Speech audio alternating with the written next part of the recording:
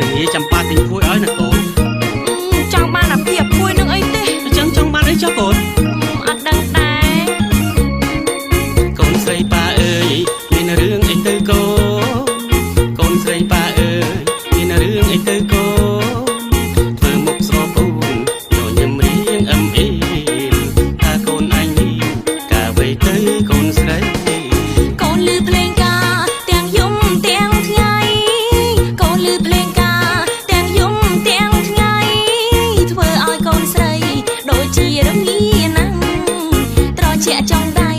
ត្រជាក់ចុងជើងណាស់ចាំប៉ាទិញភួយឲ្យកូនមួយយ៉ាងក្រាស់ចាំប៉ាទិញភួយឲ្យកូនមួយយ៉ាងក្រាស់ប៉ាជឿជាក់ច្បាំងថាកូននឹងបាត់រងាព្រោះសាច់ភួយក្រាស់កូនគេងកង់ក្តៅស្រួលភួយល្អយ៉ាងណាក៏កូនមិនតទួលភួយល្អយ៉ាងណាក៏កូនមិនតទួ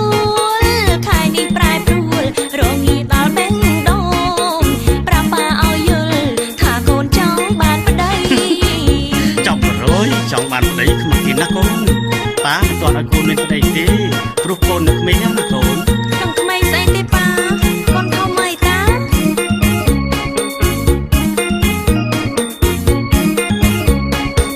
ជឿប៉ាចុះកូននៅក្មេងណាស់ជឿប៉ាចុះកូននៅក្មេងណាស់មិនទាន់យល់ច្បាស់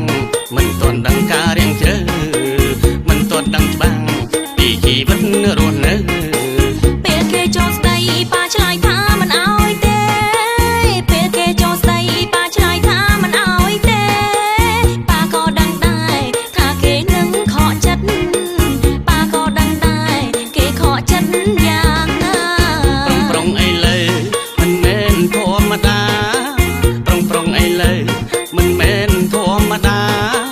ច្រើនដើរហឺហាមិនធ្វើការងារអីកុំទាន់យកប្តីប្រុងអីប៉ាបារម្ភកូនអរគុណហើយដែលប៉ាបានណែនាំកូនអរគុណហើយដែលប៉ាបានណែនាំកុំអីសោយធំព្រោះចង់បានប្តីពេកមិនអីទេប៉ាណាចាំឆ្នាំក្រោយក៏បានត្រូវហើយកូនអារឿងយកប្តីមិនចេះតែយកស្រួលនោះទេ